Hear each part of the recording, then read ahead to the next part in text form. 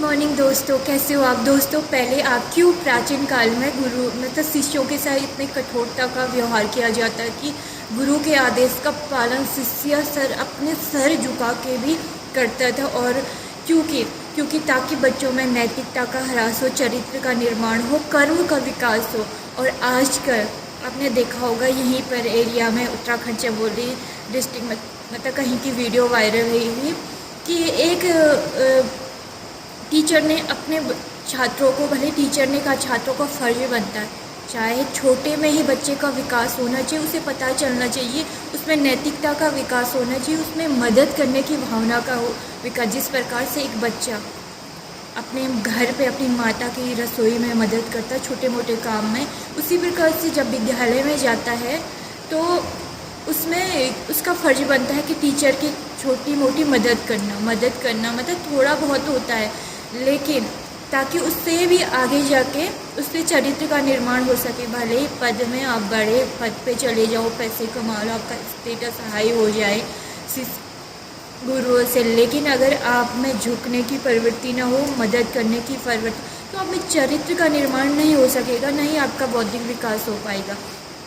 तो वर्तमान गुरुकुल में इसीलिए तभी राम जैसे और कृष्ण जैसे बालकों का जन्म हुआ, जो कि श्रेष्ठ हैं और आज उन्हें पूजा भगवान के तौर पर हमारे आराध्य हैं। तो क्यों हुआ? क्योंकि गुरु अगर झाड़ू लगा रहा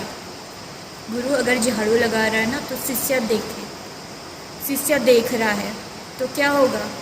आगे जाके उसमें दया की भावना, मदद करने की भावना का विकास नहीं हो पाता वो नहीं। इसलिए पहले ज़माने में गुरुकुल में अगर गुरु खाना बना रहा, तो जैसे माँ बाप की रसोई में मदद करने जाते, उसी प्रकार से शिष्य वहाँ पे मदद करने जाता है। गुरु नहीं कहता कि हमारी, लेकिन गुरु इतने कठोरता के से शिष्य को इतना कठोर इसलिए दंड इसलिए देता था कि तुम झाड़ू लगाओ, पानी लाओ रसोई में खाना, ताकि उसमें आगे जाके वो खुद मजबूत बन सके, सक्षम हो सके, उसमें चरित्र निर्माण हो सके, उसे ये पता चल सके कि कैसे कर दूसरों की आज्ञा का पालन करे और कैसे कर जैसे अपने, क्योंकि माँ बाप के बाद गुरु भी माँ और बाप की छवि होता है।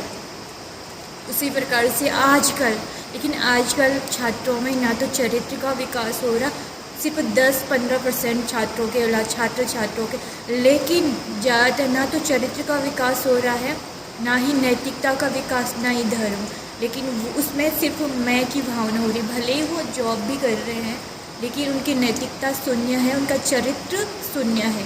भले ही पैसे भी आ रहे हैं, लेकिन क्या होगा इससे? ना तो धर्म का विकास होगा, वो उन्हीं के लिए हानि है, उन्हीं के लिए बाद में दुखों से घिर जाता है। लेकिन आज का एक छोटी सी एक अध्यापक ने स्टूडेंट को काम बता दिया, तो अगर छोटा, भले ही वो छोटा बालक, लेकिन अगर उसमें सही और गलत का विकास बचपन पर नहीं होना, तो आगे जाके कुछ नहीं कर पाएगा। उसका टीचर गाड़ी धो रहा है, वो तमाशा देख रहे हैं, तो उसमें चरित्र निर्माण होगा, उसकी बुद्धि का विकास होगा, उसमें मदद करने की भावना का विकास होगा? नहीं होगा। क्यों? अगर उसने मदद कर दी ना, आजकल के जो जनरेशन है, स्कूल में अगर एक टीचर की मदद कर दी ना, तो उस टीचर को उसके पद पे हटा देंगे, उसकी मेहनत पे पानी भी फिर जाता है और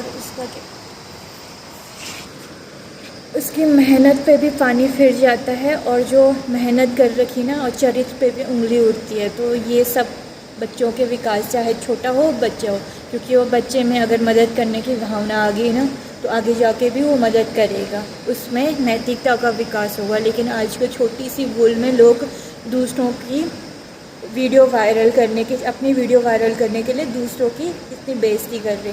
लेकिन जिस और इंसान ऐसा करता है ना, उसमें भी चरित्र का निर्माण, उसमें मैं की भावना है कि, और ना झूठी फैम और दिखावट की भावना, उसमें इसका मतलब वो सच्चा विद्यार्थी नहीं है। ये यानी कि उस पर गुरु शब्द का मतलब ही पता नहीं है उस विद्यार्थी को।